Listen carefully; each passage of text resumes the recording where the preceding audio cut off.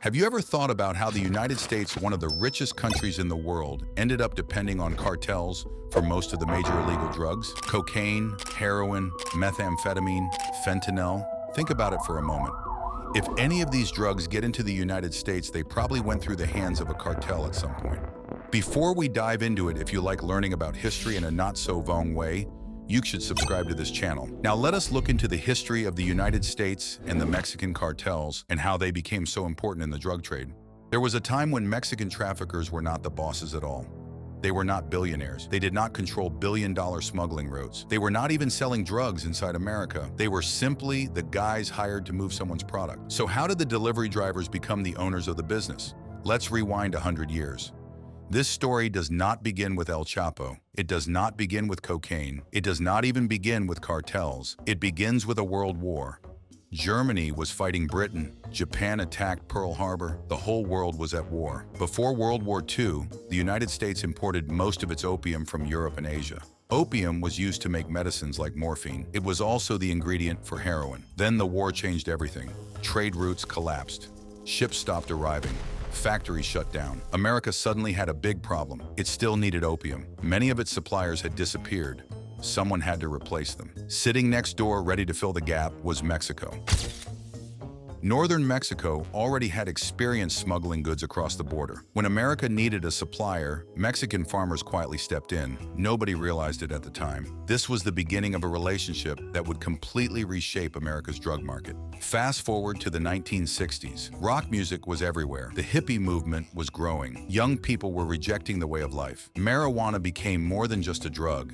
It became a culture. Millions of Americans suddenly wanted it. Mexico was not forcing marijuana into America. America was demanding marijuana. Whenever millions of customers appear, someone will always build a business to supply them. Farmers across Mexico saw a golden opportunity. Many had already been growing poppies for years. Now marijuana offers profits. One farmer switched, then another, then another. Soon entire communities depended on growing cannabis. The business grew faster than anyone expected. If you imagine masked gunmen driving armored trucks, you are thinking of today's cartels. Earlier, the drug trade looked completely different. Most growers were families trying to make a living. Parents worked in the fields. Children helped during harvest. Neighbors transported the crops. People trusted each other because many had known one another for years. The real power in this game often belonged with corrupt government officials. Instead of shutting the trade down, many local authorities simply collected payments from it. Imagine opening a shop. Instead of paying taxes to the government, you paid the government to leave you alone.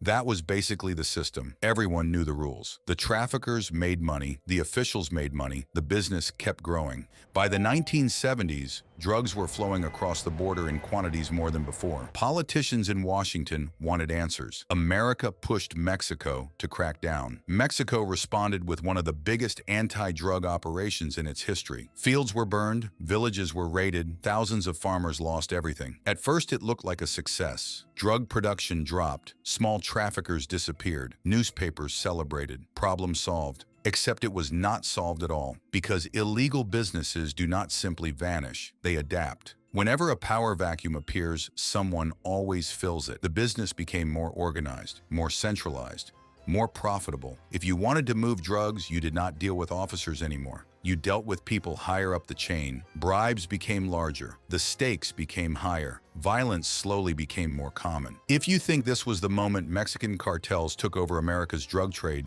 not yet. They still had one problem. They had products. They had roots. They still did not control the market. That changed because of a decision made hundreds of miles away in Colombia. By the 1980s, Colombian cartels controlled the cocaine trade. If Americans wanted cocaine, it always came from Colombia. Getting it into the United States was becoming harder every year. The cops had tracked down all the smuggling routes. Transporting cocaine became incredibly risky. The Colombians suddenly needed another way into America. There was one country standing between them and the world's biggest drug market, Mexico. At first, the arrangement was very simple. The Colombians produced the cocaine, the Mexicans transported it across the border. They were basically delivery drivers. Move the shipment, collect the money, go home. Simple. Then the Colombians made one business decision that changed the balance of power forever. Instead of paying the traffickers entirely in cash, they started paying them with cocaine. Imagine hiring someone to deliver your products. Instead of paying them money, you hand them half the products they are delivering. Suddenly, they do not need you anymore. They can sell those products themselves. That is exactly what happened. Overnight, Mexican traffickers stopped being transporters. They became owners. Once they owned the cocaine, they had every reason to build their business inside the United States. They no longer wanted to work for the Colombians. They wanted to replace them. That is what they started doing. Owning cocaine was a step. Owning cocaine and selling it are two completely different things. But the Mexican traffickers had one problem. They knew how to move cocaine across the border. They did not know how to sell it inside America. The Mexican cartels did something that completely changed the game. Instead of handing the cocaine over to someone else, the Mexican cartels built their own distribution network inside the United States. They did not build it like a street gang. They built it like a corporation. Imagine you own Amazon, the company. If one warehouse shuts down, the entire company does not collapse because there are dozens of warehouses still running. That is how the Mexican cartels organize themselves. Instead of one giant operation, the Mexican cartels created hundreds of small independent groups called cells. Soon, major American cities became distribution hubs. Los Angeles,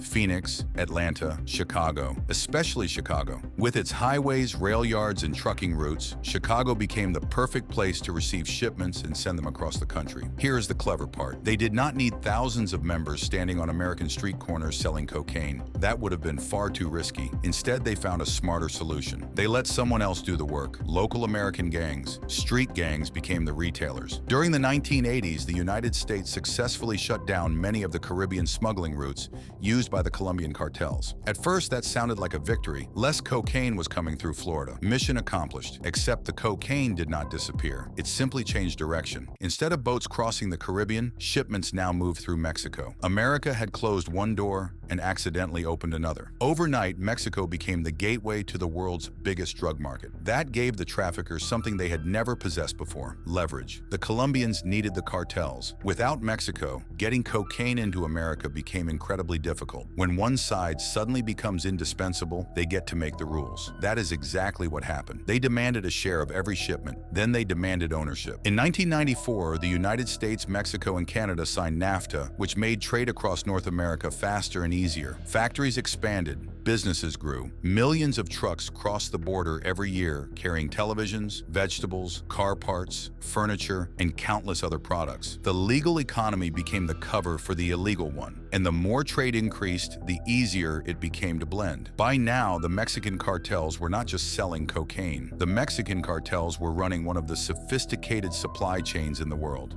America still believed it had the answer. Remove the leaders, destroy the organization. Problem solved. Imagine two cut off the head of a hydra. Instead of dying, several more heads grow back. That is exactly what happened. The pressure did not destroy the business. It forced it to evolve. Unlike cocaine or poppy, synthetic drugs did not depend on farmland or harvest seasons. Small laboratories could produce amounts all year round. If one lab was discovered, another opened elsewhere. The business became even harder to stop. Here is the biggest reason America still struggles today. It is not because the Mexican cartels makes cocaine. It is because they control the routes. Think of the drug trade like water flowing through pipes. The cocaine is the water. The smuggling routes are the pipes. You can stop one shipment, you can seize another, you can arrest a trafficker. As long as the same organization controls the pipes, the water keeps flowing. That is why the Mexican cartels fight fiercely over territory. They are not just fighting over land, they are fighting over highways, border crossings, warehouses, ports, distribution hubs. Control the route. You control the business. Today, if someone wants to move cocaine through a territory controlled by a cartel, they have to pay a fee. It does not matter whether they are trafficking cocaine, methamphetamine, migrants, or stolen goods. The cartel which controls that route collects payment. So did the cartels really take over America?